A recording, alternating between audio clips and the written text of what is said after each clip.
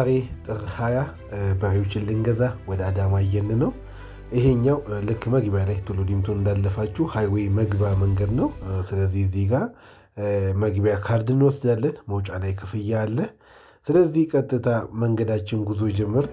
መንገዱ ያው እንደሚታወቀው ጊዜ ቆጣቢ፣ ሰዓት እንደውም ድካምን ቆጣቢ ነውና ስለዚህ ወደዛ እየሄድን ነው። እዚህ ጋር እንደምትመለከቱት ከዱከም መውጫ ይላል። ከዱከም ወጥተን ወደ ቢሾፍቱ እየሄድን እንገኛለን።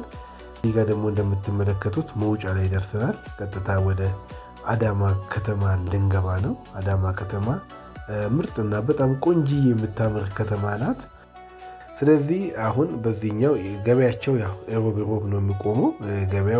በገበያ ውስጥ ከተለያዩ ቦታ ገበያ ከብቶች ይመጣሉ። የሚመጡት ከአሰላ ይመጣሉ፣ ከአርሲ ይመጣሉ፣ ከቦረና ይመጣሉ። ስለዚህ ትልቁ የነሱ ገበያ ሮብ ቀን ነው።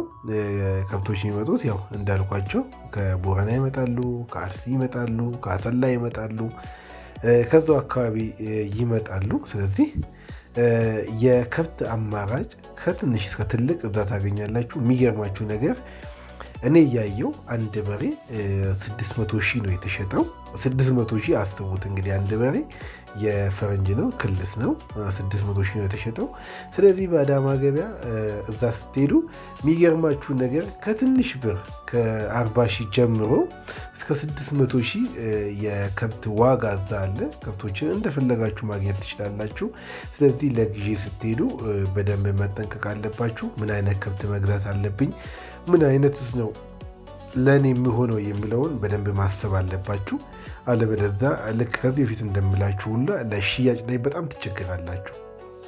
ከብት ስትገዙ በጣም ማሰብ አለባችሁ።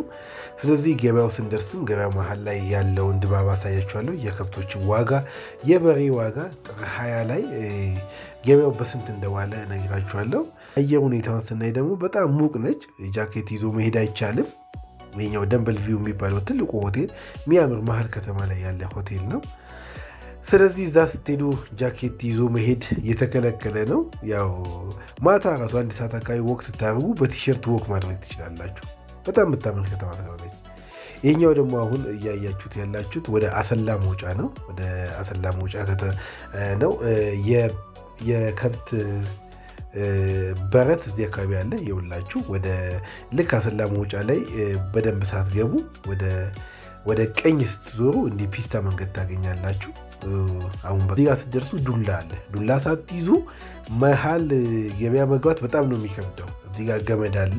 ገመድ ከቤት ይዞ መምጣት ብዙም ካሌለ አትቸገሩም። ገመዶች አሉ።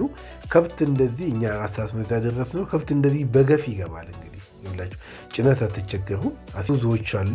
ምንም ጭነት አያስቸግራችሁም። አዲስ አበባ 11200 ነው አንድ አይሱዙ ኩርታታ ሙሉ የሚጭኑት። እዚህ ጋር እንደምታዩት ይሄኛው መሀል ገበያቸውን ገብቻለሁ።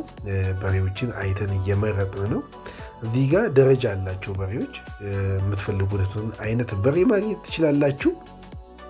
እዚህ ጋር በጣም ደስ ያለኝ እዚህ ገበያ ላይ በጣም ደስ ያለኝ ትልቁ ነገር ምንድን ነው? እዚህ ከብቱ ዝም ብሎ ተዘበራርቆ አይቆምም። ከብቱ በደረጃ ይደረደራሉ። የሚገርማችሁ ከፊት ማየት ከፈለጋችሁ ሁሉም ፊቱ ወደ አንተ ይዞራል። ከኋላ ማየት ከፈለጋችሁ ሁሉም በአንድ ቦታ ይደረደራሉ።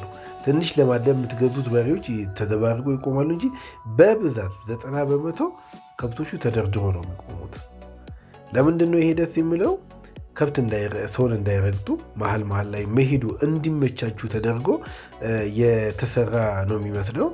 ከብት ብዛቱ፣ እንክብካቤው፣ ቀረጥ ስትከፍሉ ቶሎ ብላችሁ ከፍላችሁ የምትወጡት ቀረጥን ካነሳው አይቀር አንድ በሬ 750 ብር ነው። ስለዚህ እሱን ትከፍላላችሁ። እሱ የቀረጥ ነው። በአንድ በሬ 750 ብር ብያችኋለሁ። ከዛ ስትወጡ ደግሞ የማስጫኛ አለ። ልክ አሁን የነገርኳችሁ ወደ 11 ሺህ አካባቢ ነው። ወደ አዲስ አበባ አንድ አይሱዙ ወደ 13 ከብት አካባቢ ትይዛለች እና ወደ አዲስ አበባ ማስጫን የምትፈልጉ ሰዎች 11200 ወር 10600 አካባቢ ነው የምትከፍሉት። እነዚህ በሬዎችን የሚገርማችሁ ለፋሲካ ይደርሳሉ ብለን እኛ የገዛናቸው የእኛ በሬ ናቸው። እዛው ገባ መሀል ተከራከረን የገዛናቸው ናቸው። እነዚህ በሬዎች የገዛናቸው እያንዳንዳቸው በ127 ሺህ ነው የገዛ ነው። በሬዎቹ ቁመት አላቸው፣ በጣም ረጃጅም ናቸው። እነዚህን ለፋሲካ የምንቀልባቸው ከሆነ ልክ ለፋሲካ እርግጠኛ ነኝ አሁን 127 ነው የገዛ ነው። እስከ 27 ራሱ ቢበሉ 154 አካባቢ ይደርሳሉ። ስለዚህ 190 እና 180 ብንሸጣቸው በጣም ትርፋማ ነን። መግዛት ስታስቡ ኮንታክት ልታደርጉን ትችላላችሁ፣ እገዛላችኋለሁ። ትንሽ የከብት ዋጋ ተወዷል። አሁን ይሄኛውን እዩት፣ ቀዩ ቡሬው ማለት ነው። ይሄኛውን እዩት። እነዚህ የተገዙት 127 ሺህ ናቸው። በጣም የሚያምሩ ናቸውና ስለዚህ ግዢ ላይ እንዳትሸወዱ። ሽያጭ ላይ በጣም ትቸግራላችሁ። ያው እኛ ሀገር ችግሩ ምንድን ነው? ሽያጭ ላይ በጣም ትቸግራላችሁ።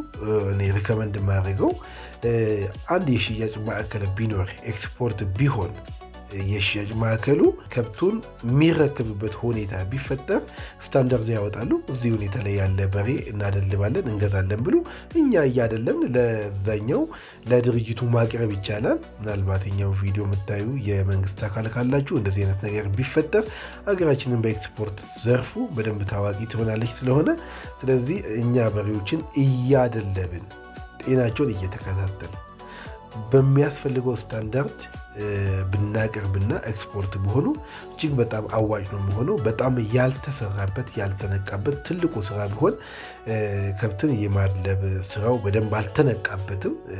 ብዙ ሰው ወተቱ ላይ ነው ያለው።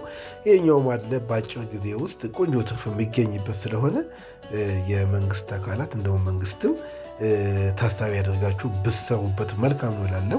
እስካሁን ከእናንተ ጋር የቆየውኝ አብዲ የእንስሳት ሐኪም ነኝ። እንደዚህ አይነት ቲፖች እንዲደርሳችሁ ከፈለጋችሁ የዩቱብ ቻናልን ሰብስክራይብ ያድርጉልኝ። መልካም ጊዜ ይሁንላችሁ። ደህና ሁኑ።